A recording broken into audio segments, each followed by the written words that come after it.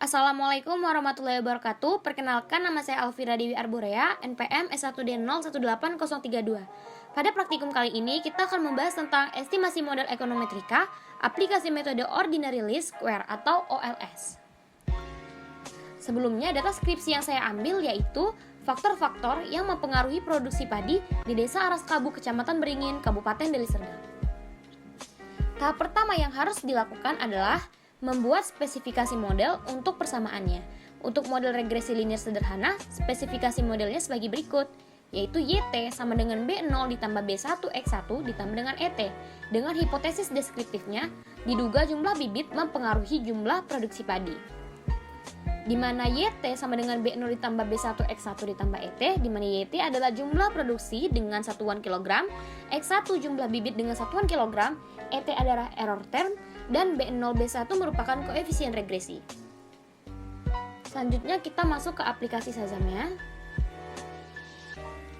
Baik, setelah masuk ke dalam aplikasi Shazam-nya, kita masukkan instruksi yang pertama yaitu mengetik file 46. Instruksi ini yaitu untuk memberitahukan Shazam membaca lokasi dan nama file yang telah kita simpan dan merubahnya menjadi file 46. Nah, angka 46 ini bisa dipilih dari angka 11 hingga 49, bebas ya. Selanjutnya kita cari file yang akan kita analisis.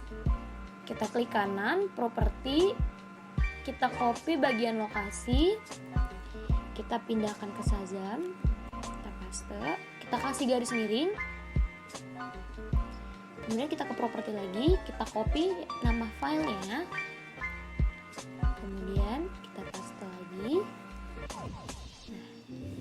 Instruksi selanjutnya yaitu mengetik sampel 138, di mana instruksi ini untuk melakukan estimasi terhadap data yang telah disimpan mulai dari observasi 1 hingga 38. Instruksi selanjutnya yaitu read 46. Instruksi ini untuk memberitahukan Shazam membaca file 46 sebagai file yang akan kita analisis. Kita memerintahkan Shazam untuk membaca isi dari data tersebut. Yang mana instruksinya read 46 and X1T,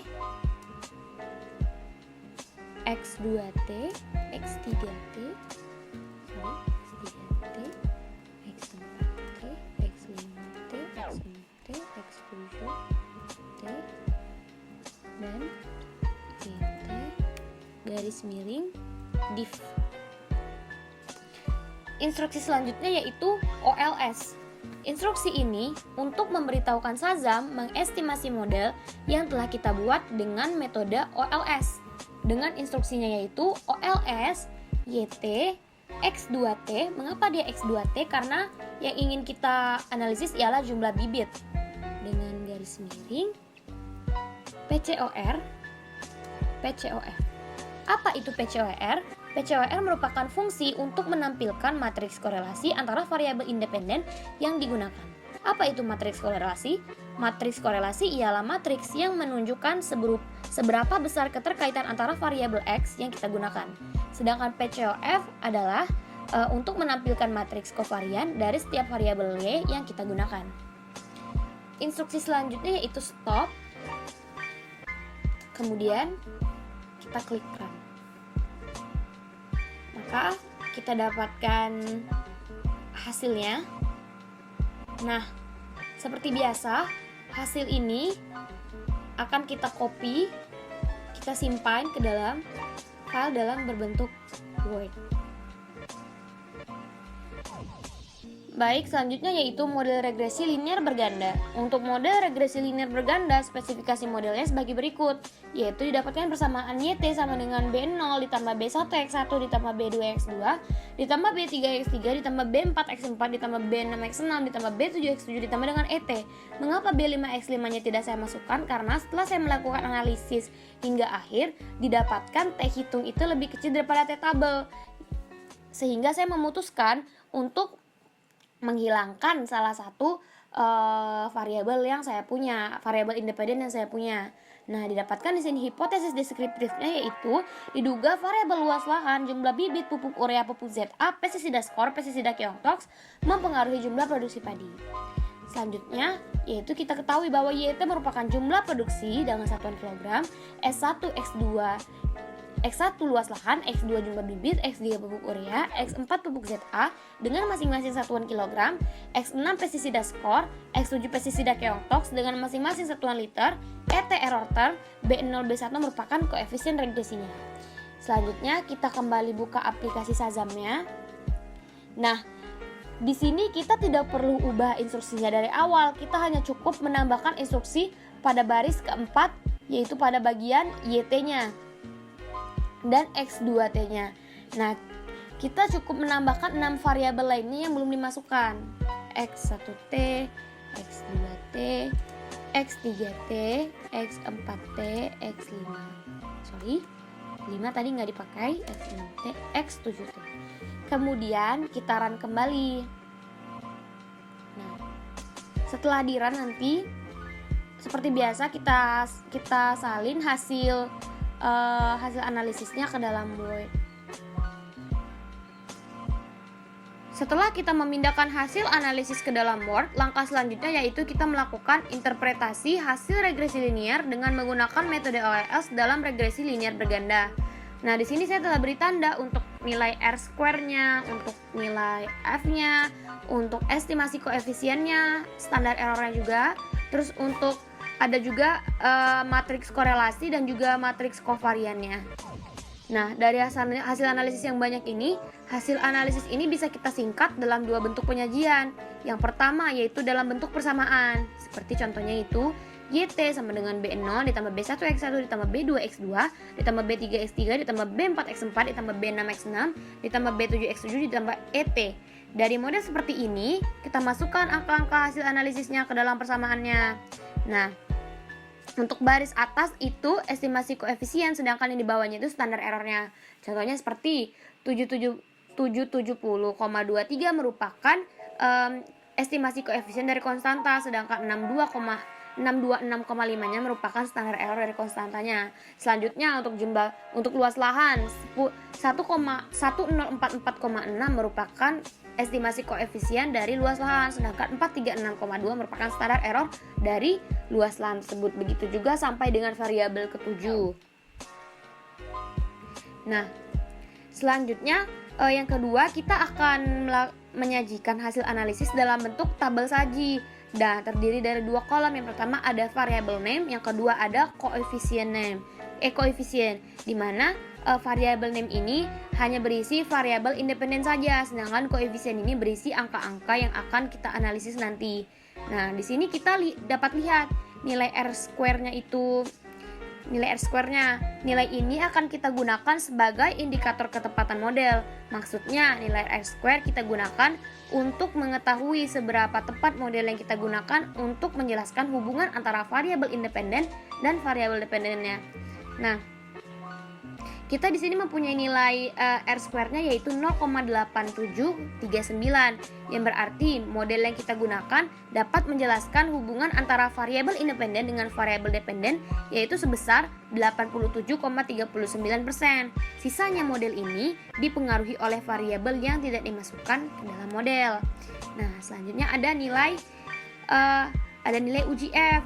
Nah, nilai ini merupakan salah satu bentuk uji statistik. Dalam uji F, kita ingin mengetahui bagaimana pengaruh keseluruhan variabel independen yang digunakan terhadap variabel dependennya.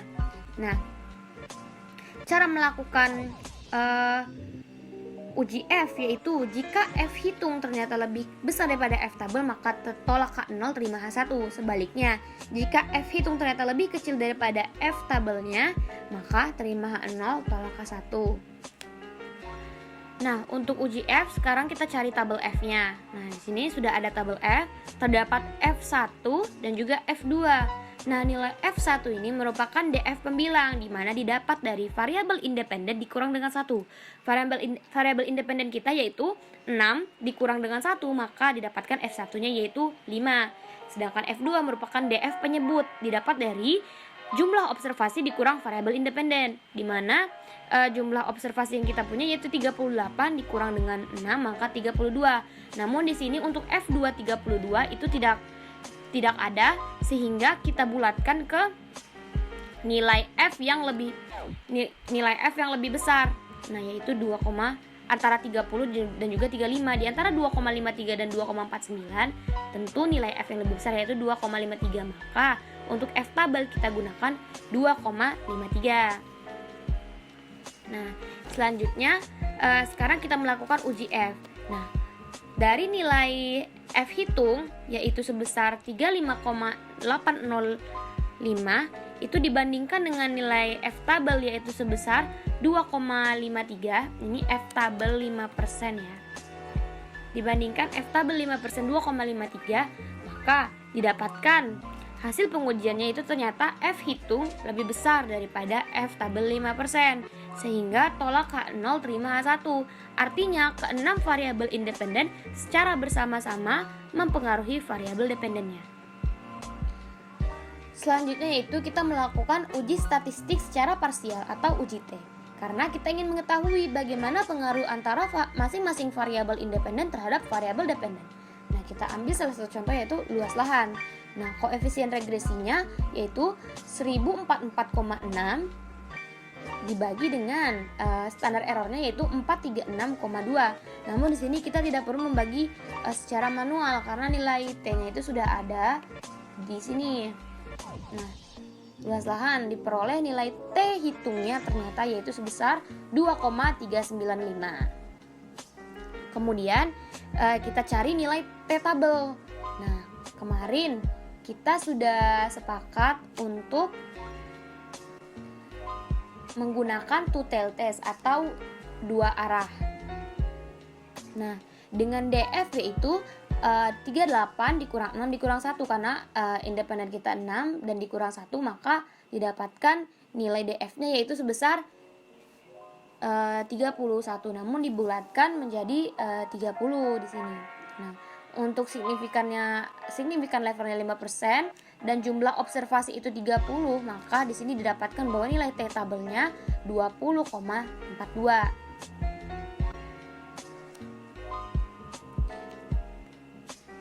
Selanjutnya, kita akan membandingkan nilai T hitung dengan nilai T tabel 5%. Nah, untuk variabel yang pertama yaitu variabel luas lahan. Nah, di mana T hitungnya yaitu 2,395 ternyata lebih besar daripada nilai T tabelnya 2,042, sehingga tolak H0 terima H1, di mana berarti 1 hektar jika penambahan 1 hektar luas lahan akan dapat menambah jumlah produksi sebanyak 1044,6 kg. Nah, begitu juga dengan variabel kedua yaitu jumlah bibit, di mana diperoleh nilai T hitungnya yaitu min 0,2870 ternyata lebih kecil daripada nilai T tabelnya 2,042, sehingga terima H0 tolak K1, di mana jika penambahan 1 kg jumlah bibit akan memperoleh jumlah produksi sebanyak min 1,2337 kg, di mana terdapat nilai min di antara nilai koefisien ini yang berarti terdapat hubungan negatif antara jumlah bibit dan juga jumlah produksinya. Nah, begitu juga dengan variabel yang lainnya. Nah, setelah mengetahui bagaimana pengaruh dari masing-masing variabel independen terhadap variabel dependennya, kita buat hasil analisis ini ke dalam penyajian yang lebih menarik untuk dibaca. Di sini telah saya buat. Nah, yang pertama untuk luas lahan. Nah, dari hasil uji T yang telah dilakukan bahwa nilai T hitung ternyata lebih besar, ya, lebih besar daripada nilai T tabel, sehingga variabel luas lahan berpengaruh terhadap jumlah produksi padi. Dilihat koefisien regresi variabel ini sebesar 1,1044,6, maka dapat disimpulkan jika petani melakukan penambahan luas lahan seluas 1 hektar, maka potensi penambahan jumlah produksi yang akan didapat oleh petani adalah sebesar 1044,6 kg. Yang kedua ada jumlah bibit. Jumlah bibit dari hasil uji T yang telah dilakukan bahwa nilai T hitung lebih kecil daripada nilai T tabel, sehingga variabel jumlah bibit berpengaruh terhadap jumlah produksi padi. Dilihat koefisien regresi variabel ini sebesar min 1,2337. Maka dapat disimpulkan jika petani melakukan penambahan jumlah bibit sebanyak 1 kg, maka potensi penambahan jumlah produksi yang akan didapatkan oleh petani adalah sebesar min 1,2337. Koefisien bernilai negatif artinya terjadi hubungan negatif antara luas lahan. Salah, maksud saya antara jumlah bibit dengan jumlah produksinya. Yang ketiga ada pupuk urea. Dari hasil uji T yang telah dilakukan bahwa nilai T hitung lebih besar daripada nilai T tabel, sehingga variabel pupuk urea berpengaruh terhadap jumlah produksi padi. Dilihat koefisien regresi variabel ini sebesar 8,4841, maka dapat disimpulkan jika petani melakukan penambahan pupuk urea sebanyak 1 kg, maka potensi penambahan jumlah produksi yang akan didapatkan oleh petani adalah sebesar 8,4841 kg. Nah,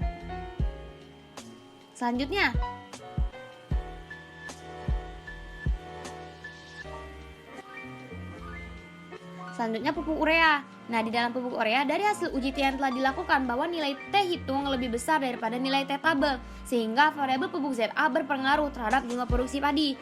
Nah, dilihat koefisien regresi variabel ini sebesar 37,075. Maka dapat disimpulkan jika petani melakukan penambahan pupuk ZA sebanyak 1 kg, maka potensi penambahan jumlah produksi yang akan didapat oleh petani adalah sebesar 37,0775 kg. Selanjutnya ada pestisida skor. Nah, dari hasil uji T yang telah dilakukan bahwa nilai T hitung lebih kecil daripada nilai T tabel, sehingga variabel pestisida skor berpengaruh terhadap jumlah produksi padi. Dilihat koefisien regresi variabel ini sebesar min 726,10. Maka dapat disimpulkan jika petani melakukan penambahan pestisida skor sebanyak 1 liter, maka potensi penambahan jumlah produksi yang akan didapat oleh petani adalah sebesar min 726,10 kg. Nah, koefisien bernilai negatif artinya terjadi hubungan negatif antara pestisida skor, maksud saya di sini pestisida skor dengan jumlah produksi. Nah, selanjutnya ada pestisida keongtox. Dari hasil uji T yang telah dilakukan bahwa nilai T hitung lebih besar daripada nilai T tabel, sehingga variabel pestisida keongtox berpengaruh terhadap jumlah produksi padi.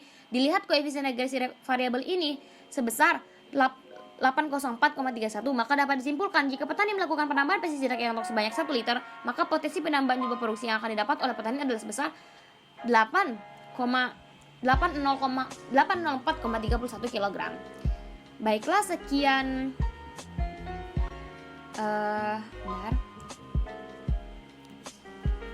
sekian penjelasan dari saya. Kurang lebih mohon maaf. Pada Allah saya mohon ampun. Wabillahi taufiq wal hidayah. Wassalamualaikum warahmatullahi wabarakatuh.